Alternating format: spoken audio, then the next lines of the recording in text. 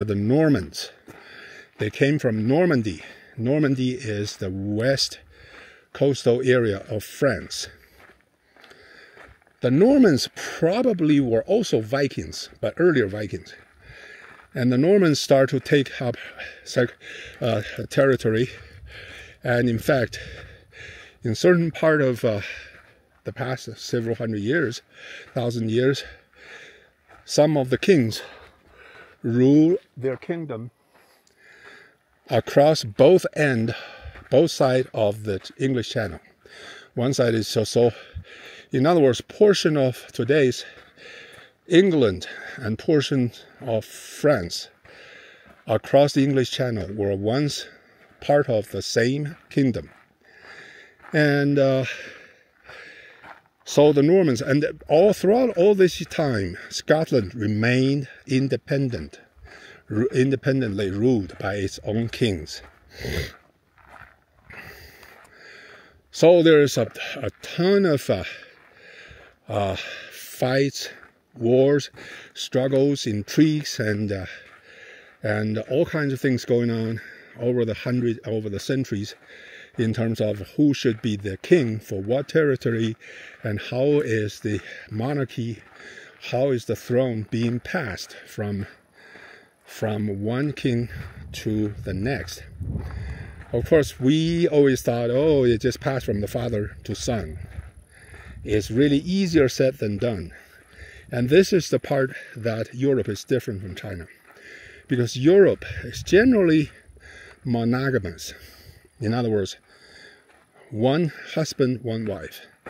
And if the king has one wife, well, what is the probability that wife will bear a son that could grow up to be a grown adult? In the Middle Ages, or even earlier, medieval and earlier, that probability is probably less than a quarter, less than 25%. Because first of all, as we know, to have a son, if any child to be a boy is 50-50 chance. But the worst part is that for the child to grow to be age 5 is you cut the probability by another 50%, or at least 30%. So only 2 out of 3 live to age of 5.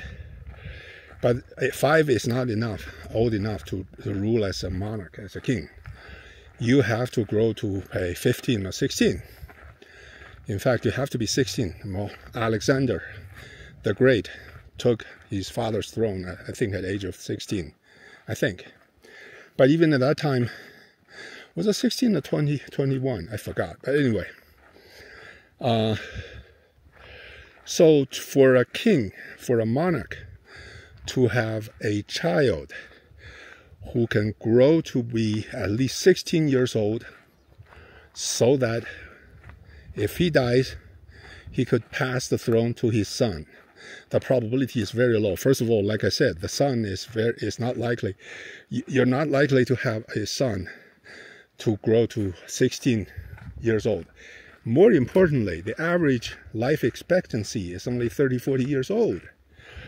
So if the father dies at 30, let's say he bear his first child at 20, his child is only 10 years old. So that's the reality, and let alone his child may not even be a boy. So he has only one wife. So what does he have to do? If he lives to 60 to 70, yeah, he may have a grown-up child. But if he's only 40, his child is very young. So his child may not even have a son old enough. Sometimes he may just have a daughter. But he may have some illegitimate sons. But during the European time, such illegitimate sons are usually very difficult to ascend to the throne after the father dies, unless I don't know if it happens. Probably happened once, but it's hard. Let me check my map. I still have 3 kilometers to go.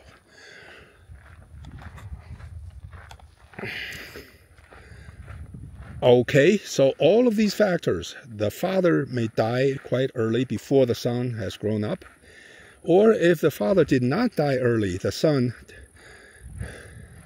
he does not have a grown-up son because all of them died, or he may have just a daughter. And this is different from the Chinese system, I guess. The Chinese emperor could have hundreds of wives and bear a lot of sons, and you can pick one, and that's at least greatly increase his chance of having a grown-up son to inherit his throne. So because of this, the throne, whether it's it's a British English throne or whatever, in Europe, is often passed from the king to someone who is not his direct descendants. Could be his cousin's son, could be to his brother, to his cousin's son, or to his sometime even to his wife's previous marriage, the son or whatever. And if we look at the Russian history, the Russian Tsarist system went through precisely this kind of a thing. The blood did not really pass straight from the Romanovs 300 years ago to the Romanovs of 1917, when the last one was killed. 1918 was killed. So the bloodline may have already been switched multiple times in the transition period. But if you look at the Ottoman system, look at the Chinese system, I'm pretty sure if there was a DNA system to trace them, you could see the bloodline really pass from one generation to another, just like today's Jin Sanpang, the little fat Kim prince and his descendants, and of course, and the communist Chinese communist red genes. Anyway, so the British monarchy today was actually derived from the time when the Stuarts, I think it was the Stuarts, the Scottish and the English monarchies ran out of people to take the throne. In other words, both sides ran out of the legitimate system of inheritance. They have no more offspring, so they kind of just combine them into a single one. But these monarchies, these kings, their ancestors are from the Normans.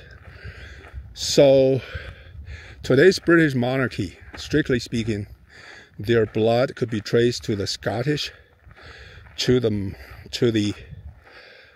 Normans, the French, and to the Anglo-Saxons, to the Vikings.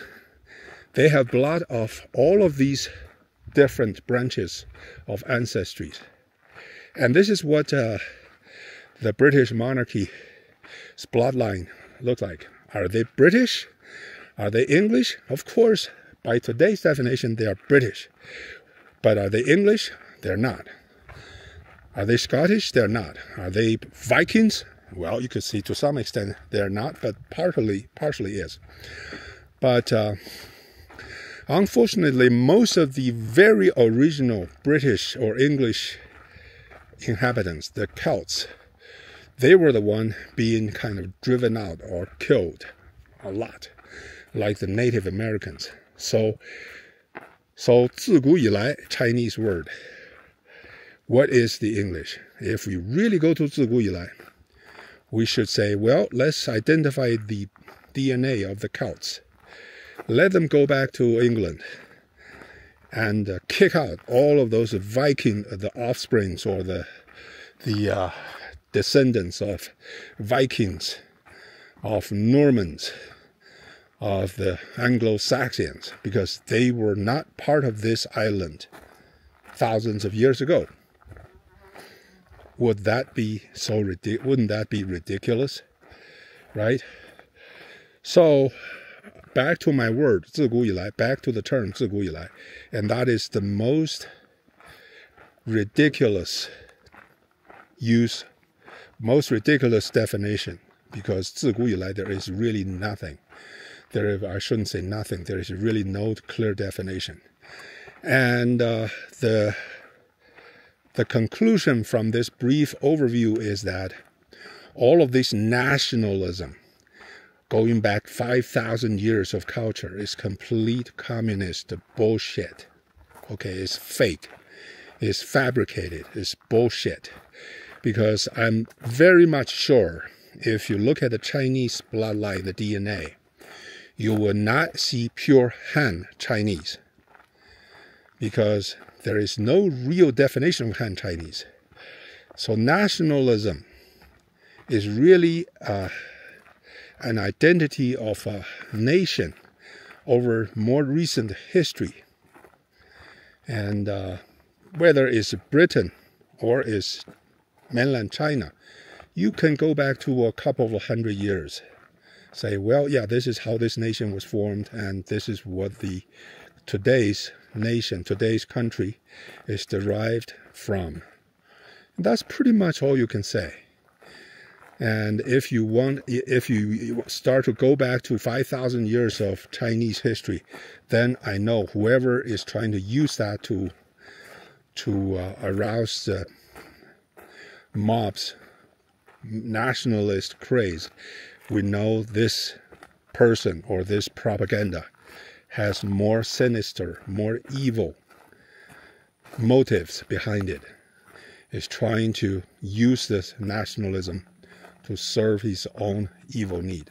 But back to Britain. And so the British, we can see, well, the English language is a good reflection. It's a mixture of Roman. In fact, English language has a lot of borrowed words from French. And yeah, many of the words, many words. I mean, we're all familiar, like a garage, that's a French word, but that's actually not it. Many of the common English words, I forgot, so even like a wheat or barley or food, some of those words are really French in original. And that's why if we're familiar with English language, if we read something in French, we always see, well, something just looks so familiar. And that's because of the English words. A lot of that will trace back to French. And French, of course, was traced back to Latin. And English also has Latin roots. And less so for the German words. But English and German words have some overlap as well, because the German words, some of that came from the old Anglo-Saxon vocabulary, and some of that went to England as well. So England and Britain, in that sense, is a big mixture of different ethnicity, different culture, different language, different tradition, and it has it's a mix of many of the old bloody tribes that eventually come together called England.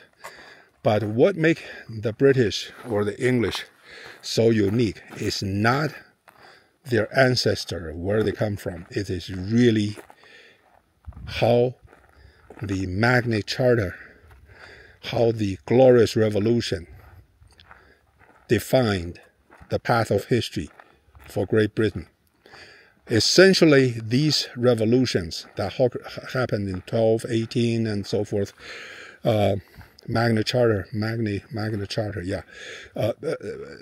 Basically, these revolution, if we use a simple way to describe why they're important, is they're the first time in human history that put a limit on the absolute rulers. In other words, even the absolute rulers will have to be subject to certain amount of constraints. And that system became more and more mature as become the British system today, particularly the parliamentary system. In a different twist, becomes the constitutional system of the United States. Whether you have a monarchy or a president is under the same law. In the British system is under the parliamentary system. And this is what makes this country so important to world history, because it launched a true revolution in that from that point on, there is no absolute rulers, no Leviathan in Thomas Hobbes' definition that arbitrarily defined what to do. And that system first started in I forgot, it was the 13th century, which is 800 years ago. So the British system, you could argue, is 800 years ahead of the Chinese system, because Chinese system does not have any real constraint on the top ruler. No real constraint. The top ruler can arbitrarily make decisions, either by launching a great leap forward and starve 30-40 million people to die, or launch the Cultural Revolution, millions die, or put 1.3 billion people in locked up room for months or for a year, arbitrarily. And there's no constraint. And think about it, that is so frightening to be in such a system. But 1.4 billion people still live in that system. And that's why we say what makes the English system so unique and so advanced relative to other systems is primarily in the political system, not in terms of its language or in terms of its culture, in terms of its ancient history. All of that is a consequence of its unique political system that makes English the official language for the world to use.